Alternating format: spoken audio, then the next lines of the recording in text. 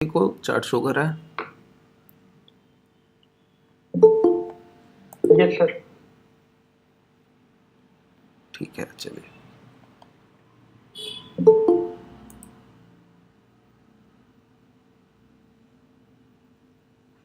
कर लीजिए sir join, और समय देता हूँ 30 सेकंड तक रुक जाते हैं।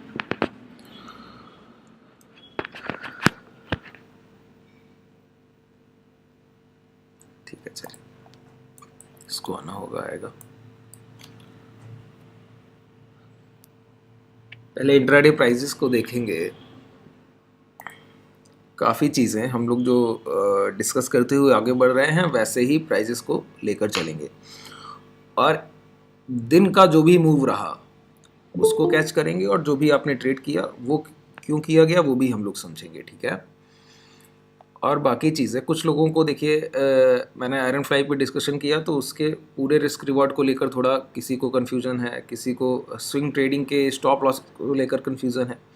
अगर समय रहा तो मैं उस पर भी डिस्कस कर लूँगा।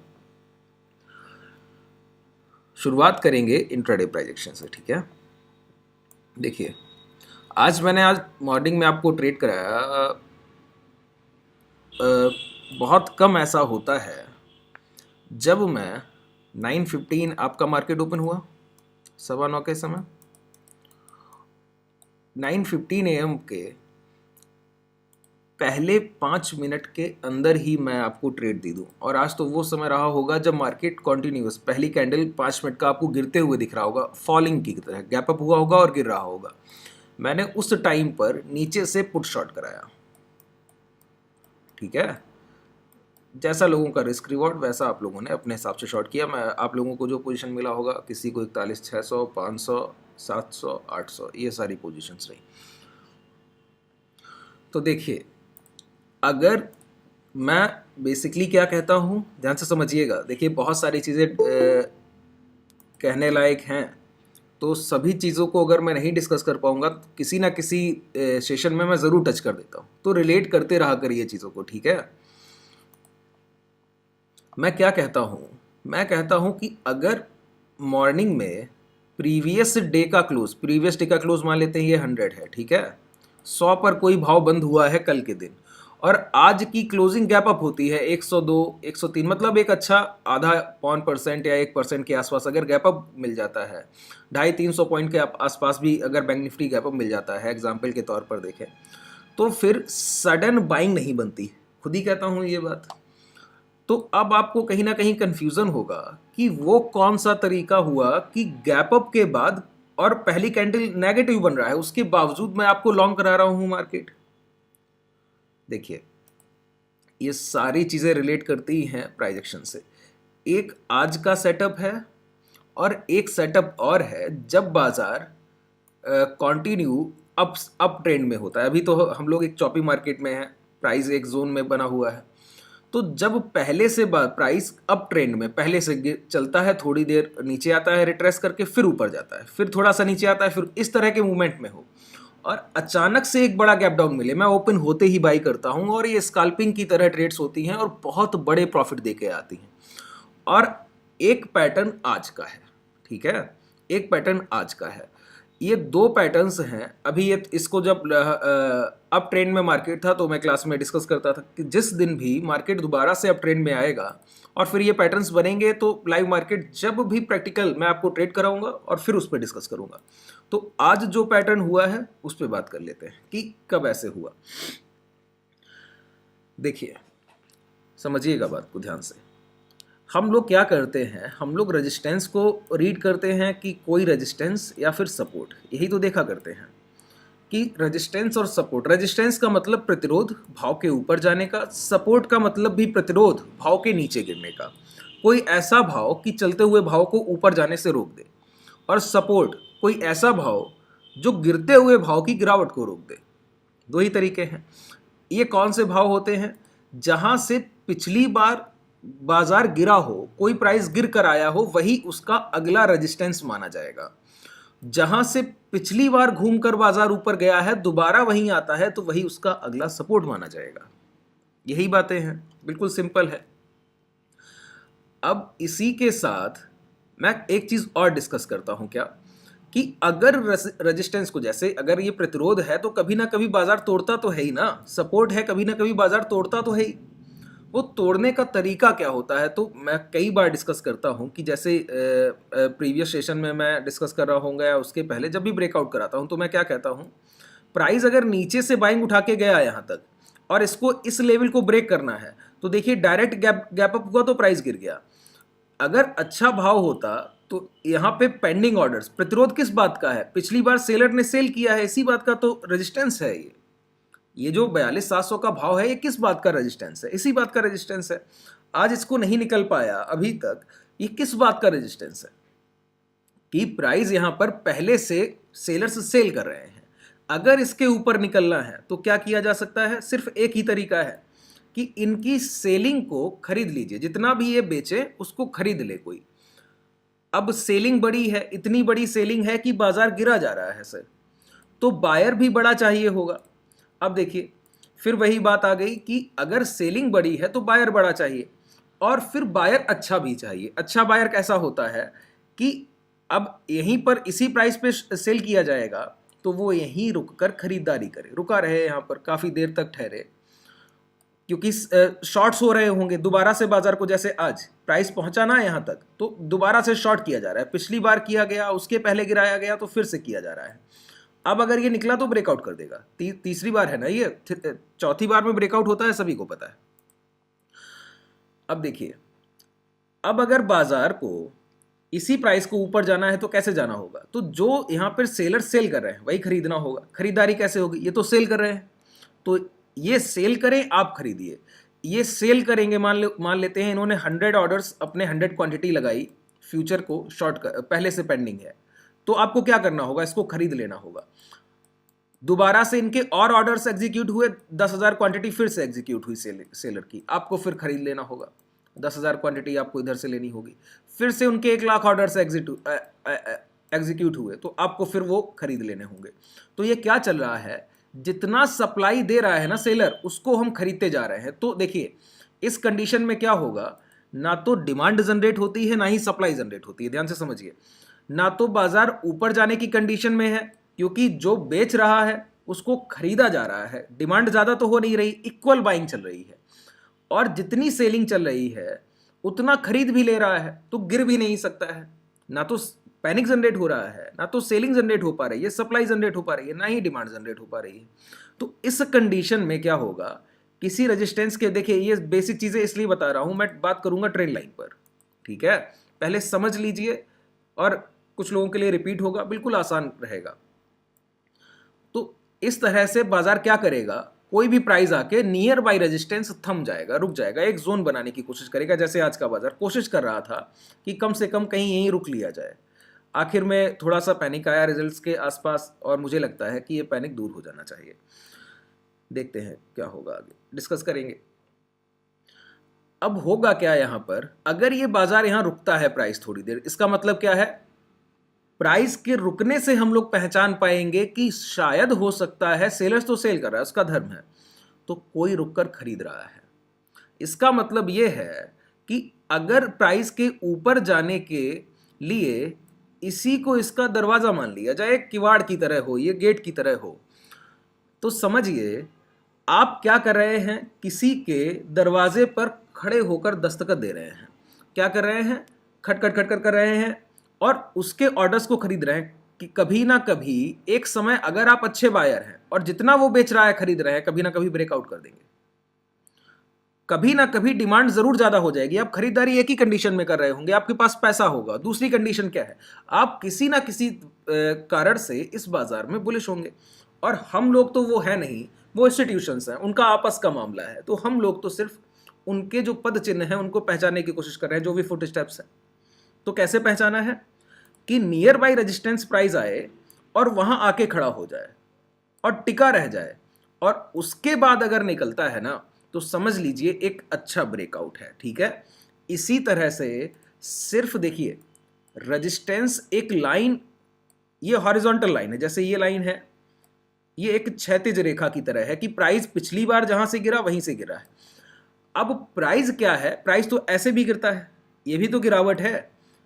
ये क्या गिरावट है, इक्वल प्राइस से गिरा है, कि जहां से पिछली बार गिरा वहीं से गिरा। ठीक है, पिछली बार जहां से सेल किया गया वहीं से सेल किया गया। तो सेलर क्या एक ही तरह से सेल कर सकता है क्या? नहीं, दूसरे तरीके से भी सेल करता है। वो क्या?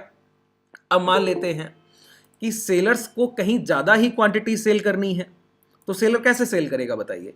अगर पिछली बार सेलर 44,000 पे मान लेते हैं शॉर्ट कर रहा है और उसको बहुत क्वांटिटी शॉर्ट करनी है, तो पहला पैनिक आएगा, फिर प्राइस ऊपर जाए, फिर वो सेल करे। तो इतना इंतजार नहीं कर सकता वो बायर्स के लिए। हो सकता है बायर उसको नेक्स्ट टाइम में बीट कर दे, अगर ज़्यादा बुलिश हो जाए, तो इतना मौका नहीं देगा। वो क्या करेगा, पहली बार 44,000 से गिराएगा, अगली बार 43,000 से ही गिरा देगा, उसके अगली बार 42,000 से ही गिरा देगा। तो ये क्या है, इस तरह से प्राइस देखिए गिरता है।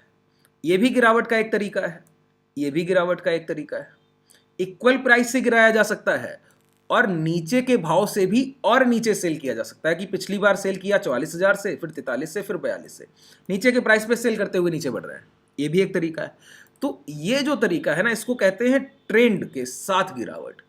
जिधर भाव चल रहा है उसी तरफ ऑर्डर एग्जीक्यूट किए जा रहे हैं लोअर लेवल्स पे। गिरावट है ना, तो लोअर लेवल्स पे। यही ऊपर जा रहा होता तो हायर लेवल्स पे जो खरीदार है वो खरीदते हुए भाव को ऊपर ले जा रहा है। ये बिकवाली करते हुए नीचे लिए आ रहा है। पहले यहां बेचा होगा, फिर यहां बेचा होगा, फिर यहां बेचा होगा, आखिर बार यहां बेचा है। अब नीचे के लेवल पे कहीं बायर भी खरीदना चाहता है, तो फाइट की शुरुआत हो गई है, प्राइस कहीं फंस गया है। अब इसी को कहते हैं ट्रेंड के साथ गिरावट। ठीक है, तो मतलब अगर आप पहचान लेते हैं कि पिछली बार बाजार गिरा है 44,000 से, तो कैंडल्स बनी होंगी गिरावट की। अगली बार थोड़ा सा ऊपर आया तो गिरा 43,300 से। ठीक है, और फिर नीचे आया है और फिर ऊपर गया तो फिर गिरावट हुई है 43,100 से। तो आप क्या करेंगे, आप ये देखेंगे कि फर्स्ट टाइम सेल किया 44,000 से, फिर किया है 43,000 से, 43,900 मान लेते हैं, जो भी आप मानिए। ये फिर सेल किया है 43,100 से। तो 3 जगह से सेल किया है लोअर लेवल पे, पहले ऊपर, फिर उसके नीचे, फिर उसके नीचे। मतलब सेलर और सेल करना चाहता है, नीचे भाव को लाना चाहता है। तो ये तीनों पॉइंट्स को अगर आप मिलाते हैं तो क्या बनता है, ट्रेंड लाइन। कि सेलर जिस ट्रेंड से शॉर्ट कर रहा है ना, इस तरह चल रहा है, अगली बार ऊपर जाएगा तो इसी ट्रेंड लाइन के पास से दोबारा शॉर्ट करने की कोशिश कर सकता है। यही तरीका हुआ। तो देखिए, ट्रेंड लाइन दो तरह से है। अगर आप ऊपर का ट्रेंड लाइन खींचते हैं कैंडल के ऊपर से गिरावट के लिए, अगर इस तरह से फ्लो है और आप ऊपर से ट्रेंड लाइन खींचते हैं, तो ये रेजिस्टेंस की तरह काम करेगा। जो आप हॉरिजॉन्टल रेजिस्टेंस अभी मार्क कर रहे थे ना, इस तरह से, तो ये इस तरह से भी रेजिस्टेंस ही है। ये जो प्राइस है ये रेजिस्टेंस की तरह है। अब आपने ये एक लाइन जो ड्रॉ किया है, ये रेजिस्टेंस है, ये भी एक प्रतिरोध है भाव के ऊपर जाने का, क्योंकि सेलर सेल कर रहा है इस ट्रेंड से। हम लोगों ने क्या किया है, उस ट्रेंड को आइडेंटिफाई करने की कोशिश की है एक लाइन को ड्रॉ कर। ठीक है, अब सेम पैटर्न, रेजिस्टेंस तो रेजिस्टेंस है। अगर एक हॉरिजॉन्टल रेजिस्टेंस को ब्रेकआउट की कंडीशन क्या है, प्राइस उसके पास आए और उस दरवाजे के पास आके उस दरवाजे को खटखटाए, काफी देर खड़ा रहे। कभी ना कभी दरवाजा जरूर खोलेगा सामने वाला और प्राइस निकल जाएगा। अगर आप उससे डायरेक्ट भिड़ने चले गए ना और आप दरवाजा तोड़ने की कोशिश की अंदर जाने की, फिर नहीं मानेगा। फिर आपको यही ब्रेकआउट फेलियर होते हैं कि आप नीचे से बाई करके आए हैं और नियर बाई रेजिस्टेंस रुके नहीं और डायरेक्ट ब्रेकआउट कर रहे हैं, फेलियर है। आज HDFC का पैटर्न काफी बुलिश था, आज का हाई लगा 1670, उसका एक रेजिस्टेंस प्राइस है 1669-70। पिछली बार की गिरावट वहीं से है, उसके पहले की गिरावट भी वहीं से है।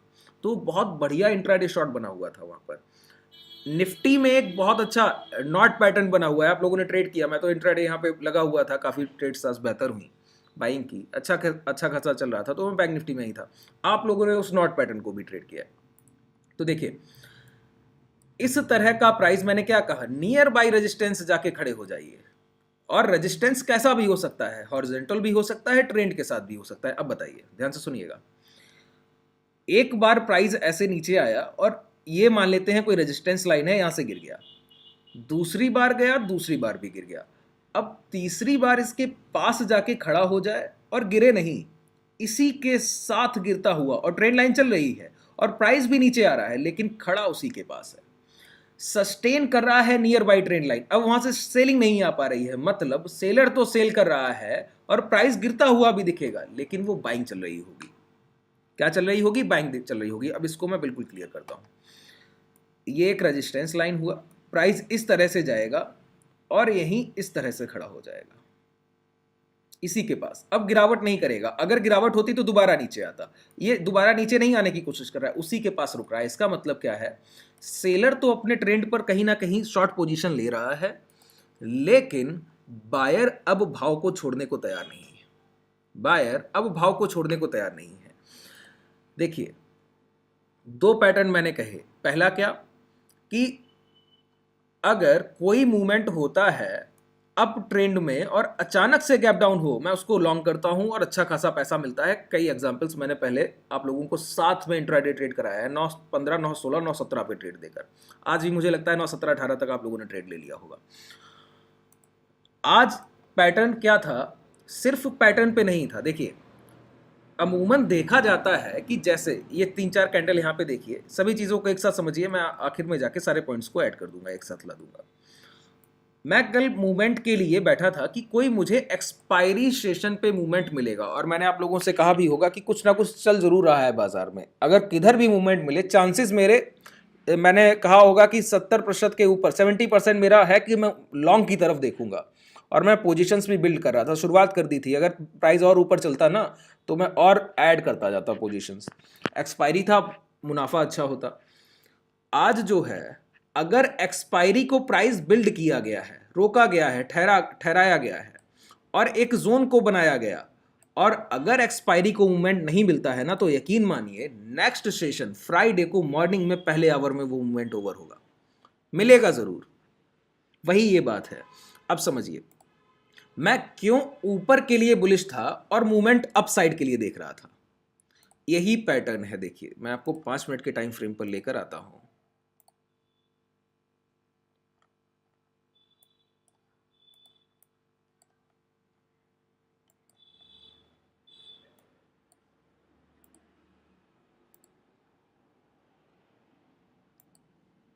ठीक है, देखिए प्राइस ने क्या किया बताइए। यहां पर ध्यान से देखिएगा प्राइस को। ये पिछली बार प्राइस ऊपर गया, यहां से गिर गया। अब प्राइस उसी नियर बाई रेजिस्टेंस के पास एक बार, दो बार, और यहीं खड़ा हो गया है। देखिए, लगातार रुक रहा है यहीं पर, और इसने क्या किया? एक फॉलिंग चैनल बनाया है, ये नीचे की तरफ गिरावट के साथ, और गिरावट तेज है नहीं, प्राइस सस्टेन कर रहा है। अगर गिरावट होती तो इसी तरह से आपने पिछली बार 42,700 से सेल किया, लेकर कहां तक आए? 41,868 तक। अगर आप दोबारा शॉर्ट कर रहे हैं ना सर, तो इस पूरी क्वांटिटी का कम से कम हाफ शॉर्ट कर दीजिए। 42,600 और 41,868, अमूमन आप मानिए तो 800 पॉइंट्स का मूवमेंट लगभग रफली फिगर ले 800 पॉइंट का है। अगर आप दोबारा गिरा रहे हैं तो आप 400 पॉइंट तक तो आसानी से ब्रेक कीजिए और फिर नीचे आइए। तो प्राइस क्या कर रहा है? नीचे तो आ रहा है, लेकिन बहुत धीरे धीरे नियर बाई रेजिस्टेंस के पास। मैं वेट कर रहा था कि कभी भी ये ब्रेकआउट मुझे मिल गया ना, और इतनी समय का कंसोलिडेशन, तो मैं इसको नहीं छोड़ सकता। और अगर ये कल मिल जाता तो शाम को ही मल्टीबैगर साबित होने वाला था। 2-2:30 बज रहा था सर, और 2:30 बजे के बाद अगर ये ब्रेकआउट मिलता तो 42,500, 600 के प्रीमियम्स, जिनका कौड़ी का भाव था, हो सकता है कि 100, 200, 400 पे क्लोज करते। वो अपॉर्चुनिटी नहीं मिला। दूसरा अपॉर्चुनिटी मॉर्निंग मिला, तो उसको मिस नहीं करना था। देखिए,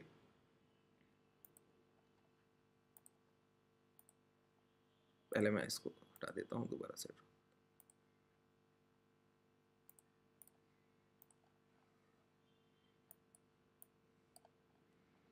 प्राइस ने क्या किया है? मॉर्निंग गैप अप किया है, ऊपर ओपन हुआ, नीचे की तरफ यही गिरावट हो रही थी। मुझे पता था ये रिटेस्ट करने आ रहा है, इसी ट्रेंड लाइन को रिटेस्ट करने आ रहा था, कंफर्मेशन था लगभग माइंड में। देखिए, इसीलिए मैं कहता हूं कि जब भी आप बड़े प्रॉफिट्स करेंगे, उसके पीछे एक बहुत बड़ी चीज होगी, पता है क्या? अपने प्रीवियस प्राइस एक्शन पे जो बिलीव होगा ना, वो बहुत बड़ा होगा। जैसे आज के पैटर्न्स पे मैं जितना ऑप्शन बाइंग चाह रहा था, जितनी क्वांटिटी चाह रहा था, उसको एग्जीक्यूट कर रहा था। मुझे अपने पैटर्न पे बिलीव है, क्योंकि मैंने पहले ट्रेड कर रखा है। अगर आप आज मुझसे सीख कर जा रहे हैं और मैं आपको बताऊं, अगर आपने अगले 1 साल में इस फॉर्मेशन को अपनी आंखों के सामने 7, 8 या 10 बार होते हुए देख लिया और हर बार अगर ये सही साबित हुआ, फिर आपको इसी फॉर्मेशन पे इतना बिलीव होगा, एक दिन आप समझ जाएंगे इस फॉर्मेशन को जब भी बनेगा आप एग्जीक्यूट करेंगे। और पैसा कहां लगता है? जहां पर आपका बिलीव होता है, पूरा पैसा वहीं लगता है। पैसे को राइड कहां किया जा सकता है? जहां आपका बिलीव है। और बिलीव प्राइस एक्शन पे ही होता है। भरोसा किस पे है? भाव पर होता है। और भाव पे भरोसा करने के लिए खुद पे भरोसा होना जरूरी। अब देखिए, कई सारी चीजें एक साथ आती हैं माइंड में। मैं आपको बताऊं, थोड़ा सा माइंडसेट पे 5 मिनट ले लेता हूँ। मैं अब क्लास में लेता हुआ आ रहा हूँ, तो इसको लेके हुए आगे ही बढ़ूंगा, ठीक है? पहले मैं अमूमन प्राइजेक्शन पे ज़्यादा बात करता रहा। अब जब टाइम आया है आपके माइंड से स्ट्रांग होने का, वो समय ये है जब इजी टू अर्न होता है तो प्राइस पे चलिए, और जब पेशेंस के साथ ट्रेड करना है तो माइंडसेट और प्राइस दोनों को साथ लेकर चलिए। कई ट्रेडर्स का मैसेज आता है, कॉल भी आता है, तो एक बड़ा चीज़ है, क्या है? एक ही बात कहते हैं। कई इक्वल क्वेश्चन है ये कि सर आप कहते हैं कि एक समय पर वेट करना है प्राइस के बनने का, एग्जीक्यूशन के लिए पेशेंस रखना है। फिर आप कहते हैं कि एग्जीक्यूशन में बहुत ज़्यादा स्ट्रांग चाहिए, कि जैसे ही एक प्राइस मिला है बाइंग के लिए, कोई अपॉर्चुनिटी मिला है तो अपॉर्चुनिटी को मिस भी नहीं करना है। दोनों बातें कही हैं। फिर ट्रेड को बुक भी करना है, ट्रेड को राइड भी करना है। और कब कौन सा प्राइस एक्शन काम करेगा? ट्रेड को फिल्ट्रेशन थ्योरी, कि प्राइस बना है उसको फिल्टर करना है कि चलेगा भी या नहीं चलेगा, छोड़ना है कि लेना है। अब इतने सारे आंसर्स जब प्राइस सामने लाइव मार्केट में बन रहा है, तब आप मैं कैसे ट्रेड को एग्जीक्यूट कर पाऊं और एक साथ इतनी सारी चीजों को एक साथ देख पाऊं, ये बड़ा कॉम्प्लिकेटेड है। अब देखिए, इसके लिए है क्या, इसीलिए तो मैं कह रहा हूं कि जो लोग लाइव मार्केट में रोज बैठकर कुछ ना कुछ पैसा लगाकर इस प्राइस पे प्रैक्टिस कर रहे हैं, मैं भी तो आपको सामने ही ट्रेड कराता हूं, पूरे हफ्ते में एक ट्रेड भी लॉस में गया है क्या? पूरा चॉपी मार्केट, इतना सोचिए, 800 पॉइंट का रेंज है और पिछले हफ्ते से चल रहा है, क्या लॉस कटवाया है क्या? कभी भी लॉस देता भी हूं तो 15 पॉइंट मैक्सिमम, 15 पॉइंट से ज्यादा नहीं जाना है। आज आप लोगों ने 58 से लेके 60 या 56 मिनिमम प्राइस है जिन लोगों ने शॉर्ट किया होगा, जबकि मैं बहुत दूर का 41,500 की बात कर रहा हूं। जिन्होंने 700 800 की, उनका और प्राइस रहा होगा। जो लोएस्ट प्राइस, स्ट्राइक प्राइस रहा 41,500, वो भी लोगों ने शॉर्ट किया होगा 58-60। 29 के 30 के आसपास मैंने कहा कि अब आप बुक कर सकते हैं। फिर जब लास्ट प्राइस रहा, तो जब रिजल्ट्स आने हिट करने लगे मार्केट को, तो मैंने कहा कि जैसे ही थोड़ा सा सस्टेन होगा फिर दोबारा से एंटर कर लीजिएगा। फिर भी आपने 32-33 पे बुक कर लिया होगा, जब आप बहुत दूर का शॉर्ट कर रहे हैं तब। तो देखिए, ये कैसे आया है, मुझ में कैसे आया है, आप में कैसे आएगा? वही बात है, जब हम लोग छोटे थे तो हमारे पिताजी कहते थे, ताऊ जी कहते थे, वही कि एक श्लोक की तरह बताते थे कि पढ़ने बैठना है तो कैसे बैठना है। तो वही बात है, वो कहते थे ना कि बगुले जैसा ध्यान, वही चाहिए। वको ध्यानम, काक चेष्टा वको ध्यान, वो वको ध्यानम को ध्यान रखिए कि बगुला भी तो यही करता है ना सर, मछली पकड़ना है, पैर की तक आवाज नहीं आती है उस पानी के ऊपर जिसके ऊपर वो रहता है, पैर तक की, अब खुद के सांस लेने की आवाज नहीं आती, और पेशेंस से वेट करता है बिल्कुल ध्यान से, और एक बार एग्जीक्यूट करता है अपनी चोंच से, एक बार सिर्फ नीचे लाता है और कभी खाली नहीं आती है, मछली पकड़ कर ही बाहर निकलेगा। ये एग्जीक्यूशन है, ये वेट है, यही पेशेंस है। और ये सारी चीजें एक साथ बिल्ड होने में समय लगता है, एक दिन का काम तो है नहीं। कब ज्यादा पैसा लगाना है, पोजीशन साइजिंग एक अलग विषय है, बात करूंगा किसी दिन। तो कैसे हो सकता है? डेली बाजार में बैठेंगे।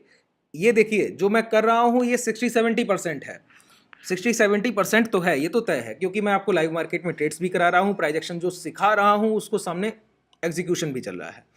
उसके साथ 30-40% जो रह जाता है ना, वो आपका खुद की पॉलिशिंग करना है, आपका रिस्क मैनेज। 2 ही 3 बातें हैं कि आपका पैसा आपका है, रिस्क मैनेजमेंट अपना आपको करना है।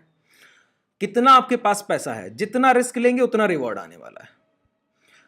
ट्रेड्स को कब लेना है, खुद की ट्रेड को कर रहे हैं, मेरी ट्रेड्स को कर रहे हैं, उससे कितना बेनिफिट होगा, प्राइस को आप बस पढ़ना सीख जाएंगे। एग्जीक्यूशन उसी को आएगा जो खुद की ट्रेड्स को भी इंडिविजुअल ट्रेड कहीं ना कहीं जरूर कर रहा होगा, खुद के ट्रेड प्लान कर रहा होगा, खुद के स्टॉप लॉसेस ले रहा होगा। टारगेट ले रहा है नहीं ले रहा है मतलब नहीं मुझे, जो खुद के एसएल ले रहा है ना, उसकी लर्निंग सबसे स्ट्रांग होने वाली है। अब आगे बढ़ते हैं। देखिए, अब दूसरी बात ये कि मैंने ये भी कहा है, कई सारे क्वेश्चंस आते हैं तो मैं थोड़ा सा आप लोगों को रिप्लाई कर देता हूँ सारी चीज़ों के। मैंने कहा कि आपको प्राइस के साथ चलना है। मैं क्या कहता हूँ कि अगर आपने प्राइस को कैच कर लिया, जैसे आज आप लोगों ने बैंक निफ्टी के पुट ऑप्शन शॉर्ट किए नीचे से, अगर आज ही 42,700 के ऊपर क्लोज करता ना, जैसा हम लोग प्लान कर रहे थे कि अगर ये वीकली क्लोजिंग 42,700 के ऊपर मिली तो हम लोग जरूर अपसाइड की तरफ निकलेंगे, तो मैं आपको हो सकता था कि 41,800 42,000 तक शॉर्ट करा के जाता और लॉन्ग करते हुए निकल जाता। और इसी के साथ जैसे जैसे भाव ऊपर जाएगा वैसे वैसे मैं भाव के पीछे चलाता रहूंगा आप लोगों को। जैसे जैसे भाव, अब ये 700 ब्रेक करेगा मैं थोड़ा सा आगे खड़ा हो जाऊंगा, ऊपर और निकलेगा 43,000 के पास रेंज ब्रेक करेगा मैं थोड़ा और आगे खड़ा हो जाऊंगा, नीचे आके फिर हाई ब्रेक करेगा फिर मैं आगे खड़ा हो जाऊंगा। ये क्या है? प्राइस के साथ चलना है। यही तो मैं, देखिए मैं क्या कर रहा था निफ्टी में, मैंने क्या किया कल तक, क्या किया है मैंने आपको नीचे से शॉर्ट कराया एक बार, फिर दूसरी बार शॉर्ट कराया, कल मोमेंटम आया ही नहीं तो मैंने निफ्टी को छोड़ दिया ना, वहां पर छोड़ दिया। अब दोबारा जब मूवमेंट मिलेगा फिर निकलूंगा उसी के साथ। तो ये मूवमेंट जब तक चला है तब तक मैं साथ था, मूवमेंट डल हुआ मैं निकल गया। अब बैंक निफ्टी में मूवमेंट मिला है तो उसको कैच कर रहे हैं। तो जिधर भाव चलेगा उधर ही चलना है, सीधा सा मतलब है। जिधर प्राइस चलेगा आपको प्राइस के अगेंस्ट नहीं रहना है। अगर प्राइस के अगेंस्ट आप हैं तो जल्दी से जल्दी कोशिश कीजिए, ट्रेड को काटिए और निकलिए। प्राइस को पहले अच्छे से देख लीजिए, जल्दबाजी ट्रेड को काटने में नहीं होती। ट्रेड काटने में 1 सेकंड का समय जाना है। पहले चार्ट पे आइए और देखिए कि कहीं गलती तो नहीं हो रही है। सारी चीजों को एक बार रिव्यू कीजिए कि मैं ही तो नहीं बाजार को शॉर्ट करने में लगा हूं और बाजार खुद को कह रहा हूं कि वो लॉन्ग है। इस तरह से एक बार 5 मिनट लीजिए, रिव्यू कर लीजिए। और अगर आपको लगता है कि आप अपोजिट डायरेक्शन में हैं तो पहले पोजीशन को काटिए और अपना 10 15 20 मिनट समय लीजिए और फिर प्राइस को बिल्ड होने दीजिए। सामने बैठिए, प्राइस को बिल्ड होने दीजिए, चलने दीजिए प्राइस को स्क्रीन पर, और देखिए कि अब आपको, अगर आप गलत थे तो अब आपको अपोजिट साइड जो ट्रेंड का साइड है उधर ट्रेड किस प्राइस पर एग्जीक्यूट करना है, फाइंड आउट कर ली। ये नहीं करना है कि आप अगर गलत डायरेक्शन में हैं, मान लेते हैं कि प्राइस आपको कह रहा है कि लॉन्ग करना है, ठीक है, ऊपर जाना है, और आप शॉर्ट करके बैठे हैं। अब आप माथा पीटते रहें बैठकर कि मैं तो शॉर्ट करके बैठा हूं और बाजार से कह रहे हैं गिर जाइए। आपके कहने से चलेगा? नहीं चलेगा।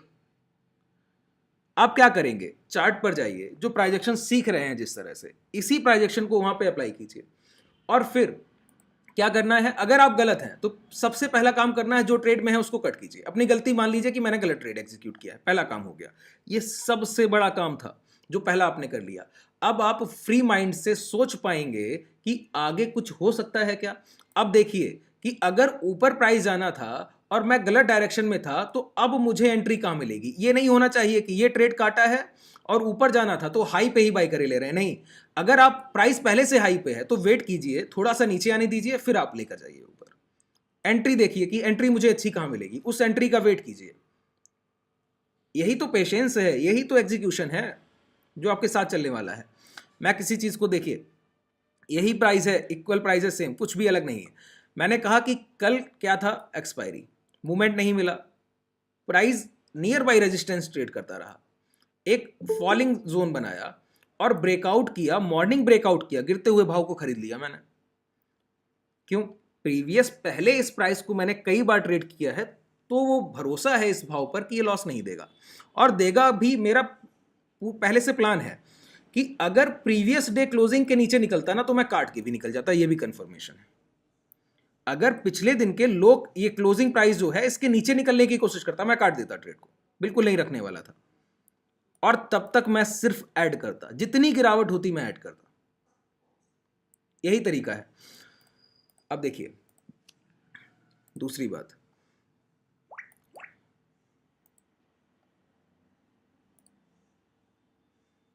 अब हम लोग थोड़ा सा, जो हम लोगों ने पहले से ट्रेड प्लान किया है, क्या उस पर कुछ होने की संभावना है?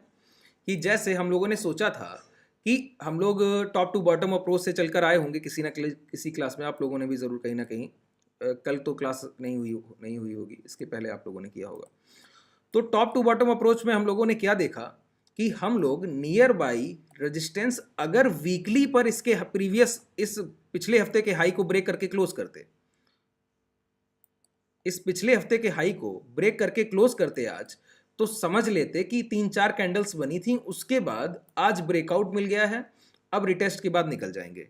लेकिन प्राइस उसके हाई के पास तक तो आया आज, और प्राइस देखिए कल भी सस्टेनेबिलिटी प्राइस में दिखी, आज भी near by day high sustainability price में पूरे दिन रही है, पूरे दिन सस्टेनेबिलिटी रही है। लेकिन पैटर्न्स सुबह जो हाई बन गया ना छोटे टाइम फ्रेम पे, मैं आपको शो कर देता हूं, मैं आपको दोबारा से, और पोजीशन शॉर्ट लॉन्ग करा सकता था, मैंने सिर्फ यही एक कारण रहा कि नहीं कराई। क्या देखिए मॉर्निंग में जो फर्स्ट एक मिल गया मूवमेंट, उसके बाद क्या हुआ है, प्राइस लोअर लोज में जाने लगा था ये, अब देखिए लोअर लोज में चलने लगा था ये। अगर ये एक बार भी तब्दील होके ये हाई ब्रेक करता और यहां से निकलने की कोशिश करता, मैं और पोजीशंस आपको लॉन्ग ऐड करा कर जाता। अब मैं वेट कर रहा हूं अगर ये हाई ब्रेक करे, या फिर अब अगर लो ब्रेक करेगा तो मेरे लिए प्राइस उतना महत्वपूर्ण तभी होगा जब वो 41,800 के नीचे ट्रेड करे। क्यों? तब तक मैं सिर्फ रेंज बाउंड मानूंगा और स्ट्रेंगल में पैसा कमाते हुए आगे बढ़ूंगा। यही वो रिजेक्शन जोन है, यही तो रिजेक्शन जोन है जो प्राइस को रोक कर रखा है, यही प्रीवियस सपोर्ट है।